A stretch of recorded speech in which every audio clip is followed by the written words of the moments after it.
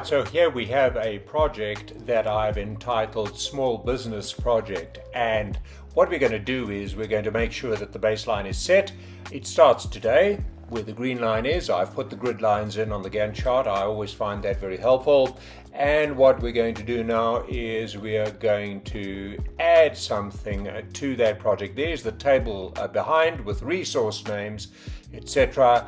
All the things that I would normally do in project. There's the resource sheet. You would see that my resources are built there with metrics assigned. Let's go back to the Gantt chart and let's start modifying this so that we can check out some delays. Prospective delays are those delays that we expect, but we've got to just make sure that the statistics show the price or the cost is the same for the entire project, so the baseline is pretty much set and nothing has changed, and there's been no tracking as well. There's the project and its final date is on the right hand side there.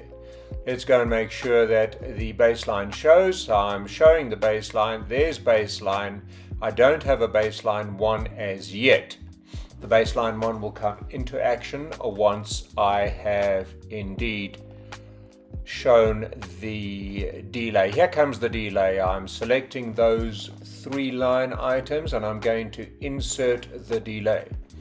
The delay, of course, will be something that I call quality check, just a particular person amongst the stakeholders who wants a quality check, and this is going to have repercussions. So we'll go and have our inspection and then we'll have a report 2 days and 1 day.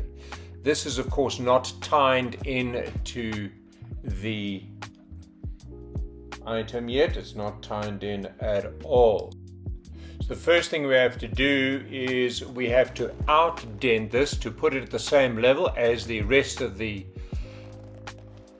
phases, and then we're going to specify its new predecessor, which of course will be the previous phase. That's important. Now, it's still sitting over there, and of course it is manually scheduled. That was just a mistake, so I'm just making it auto schedule because that will make it a whole lot easier to put it into the hierarchy. There they sit, but I just want to join those two. So we've got finish to start over there. And then this one is going to be displaced by the quality check. So I double click that and I replace its predecessor with quality check, which is my new phase. Right, so now we have our proper displacement. Let's look at how that displacement actually affects the project. Look there, it's off the baseline. So our standard baseline, which we set earlier, has displaced this by 3 days. The weekend doesn't count. So 3 days in effect. Now what we're going to do now is we're going to set baseline 1. Right, we need to set baseline 1. Oh no, before that we've got to just assign some resources, because that will then of course increase the cost. So I'm assigning the surveyor and the project manager to this particular task, right, or the foreman should I say, and the project manager there is civil foreman and the project manager, and in terms of their hourly rates this will show higher costs. Now I'm going to set a new baseline, which is baseline 1. That's important. I set baseline 1. So this is now baseline 1, but I'm looking at original baseline. Let's go and look at baseline 1. And you'll see now it looks like nothing actually happened. Looks like it's quite normal. If you choose baseline 1, there we go. Looks like this is what was planned. But that's because we want to compare baseline with baseline 1. You can see the displacement there. It is 3 days, and of course there's going to be a cost involved as well. So here we go. Right, what am I going to do now? I'm recording the voice afterwards, so I'm waiting to see what I did in the video. Okay, now what we need to do now is to generate information that shows that we have added extra time, and I'm therefore going to generate a number field. Let's just narrow that resources sheet. I'm going to generate a number field, and the number field is going to show the date difference. The formula will be in the description. I'll also put it up in text here when I tweak the video. So there we go. There's my number field. I think there was one already, so it's looking like there was a formula. I'm calling it my prospective delay field, and I'm adding a formula. That formula, by the way, was already there. It shouldn't be there. That's a bit of a bug, but I'm going to insert this one. So what I'm doing is I'm copy pasting from Claude, who I asked to generate this particular formula, and I'm pasting it in here. Right, now it is wrapped in an if statement. The date diff is wrapped in an if statement, and I will explain that. Okay, so there we go. You'll see now, up until a certain point it is 0, but then 3 days displaced off the baseline. 3 days displaced off the baseline. You can see the 3 days over there, it's quite obvious. So that number field will show by how many days. Remember, this is going to be important for things like legal repercussion and so forth. Now I'm going to add another field which is going to work out the cost difference, and it's a cost one field. We're going to go through here to, I went to the wrong one there. I'm not going to cut this part out of the video. Let's cancel out of there and let's go to the correct displacement custom fields. That's what we have to choose. I chose field settings. Okay, custom field, and I'm going to call this, I think I call this the cost displacement, okay, or cost difference. There we go. And we're going to put that formula in. The formula is a much simpler one. We go to formula over here, it gives us a warning. We go into formula, and here you can see baseline 1 cost minus baseline cost will give me the difference in cost. I'm just going to paste that formula in here. This too will be in the description. Taking out the tab there. Let's take out the tab and click on OK, and it is replacing, and click on OK. So you'll see here, down there where those 2 tasks have been added, we have our costs, which have been taken off the baseline, increased, and now we have all the data necessary in order to export to Excel. But let's go and create a table, a specialized table, new table over here, and I'm going to call this I can't see. I'm going to call this the whatever table. There it is. All right.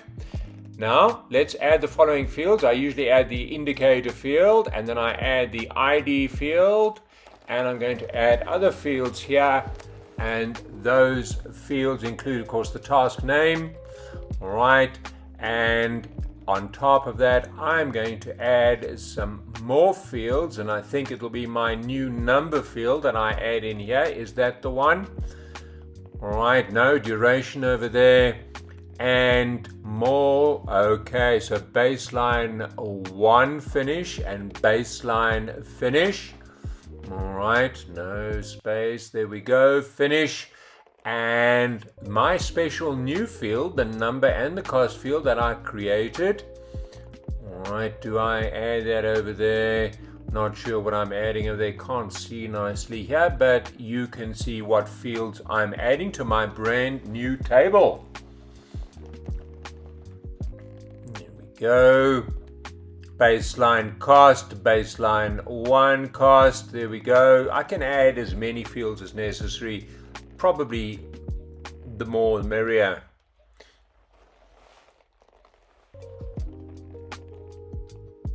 Hey, I like it.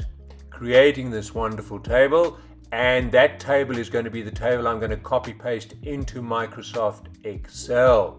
Pretty good. Let's go. Let's go. All right.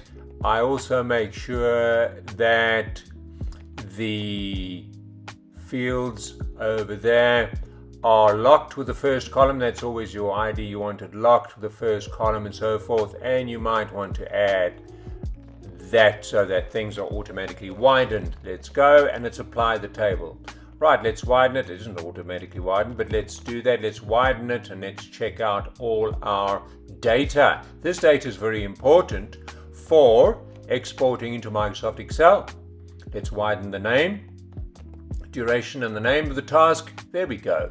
Now what I do suggest is you never copy an indicator field, because that's a graphic. You can copy ID and all the others and it'll pick it up automatically. Everything is showing the way I want it to show. Alright, the 3 days, the extra cost and everything. Now, the move now is to go to Microsoft Excel, to copy paste into Microsoft Excel, and then to use that Microsoft Excel sheet to feed into Claude Design. I'm including the resources. It may be necessary as to which resources will be paid extra, etc. So I'm copying there. Let's go into Microsoft Excel. Hopefully that comes up on the screen. There we go. It's coming up on the screen. Okay, new brand new blank worksheet, and it's pretty easy here. You just go Control V, and in it goes. You're going to widen your columns. And you're going to narrow your rows. I find narrowing the rows does help. It does default because of all those resources. The resources are not that important, so there we go. I've narrowed the rows. So everything is nicely done there. All right. And as a result of that, I can now analyze the data. I'm going to save this. There are my 3 days, and there are my extra costs. That's going to be key for my report dashboard in Claude Design. Look at this. All the data. I'm going to save this file, save as, and take a bit of a rest now while I regather my thoughts. Let's save the file. I'll put it into the downloads folder or whatever. And now we're putting it into my special folder, YouTube Creations, AI YouTube Creations. There we go. And let's call it whatever we call it. Good. So now that's going to be the data that I upload into Claude Design. Right, here I'm in Claude, and I'm going to ask Claude to help me. And people on my recent course found this very funny. I said, get AI to generate a prompt for AI. So give me the perfect prompt for Claude Design given the attached Excel doc, all right, or sheet, should I say, and I want this, that, and the other. So I give it broad parameters, and then what it does is it develops the perfect prompt for Claude Design. I'm not in Claude Design, I'm in Claude Home. They've now joined co-work and chat, and this is what I'm asking it. Of the delay caused by the quality phase, remember, that's what I did. So I'm giving it a brief sketch, but I really want a detailed outline to feed into Claude Design. Once I've fed it into Claude Design, then essentially it will know what to do. But there is a bit of a snag here that you need to be aware of. You can't put huge prompts into Claude Design. I've only just found that out, so you got to work around that. I want a description of KPIs, costs and schedule, and graphical indicators to show this. Okay, so I want a lot of KPIs. I want a donut chart. I want an executive summary as well. So okay, so what I've done here is I've attached the file. I had forgotten to do so. There it develops the prompt for me. It gives me a few cautionary warning notes, but that's fine. There it's developing a perfect prompt. But please note that the prompt is too long just to paste into Design. But let it do its thing, and then you will copy that prompt, which I'm about to do. And once you've copied that prompt, I recommend that you paste that prompt, there I'm copying it, into a text file. You can go to Design, but rather save it in a text file. There we go. I'm saving it in a text file. Have a couple of problems here with my screen size, but that's fine. Let's put it in the text file, and I'm going to save that text file. There's the prompt. You see, you can save the text file, and then I'll upload the text file and the document that is now the Excel spreadsheet. I'll upload that so that Claude Design can do its job. There I'm in Claude Design, and I'm going to ask it to do this. I'm attaching a text note with a prompt, with your instructions anyway, for some reason, I am complaining a bit, you won't allow me to paste, but that's fine, the prompt here.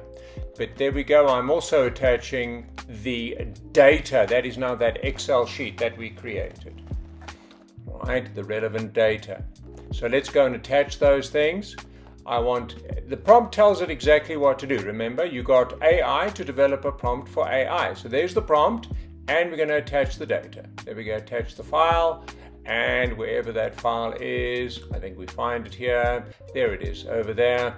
And we are going to let Claude Design do its thing.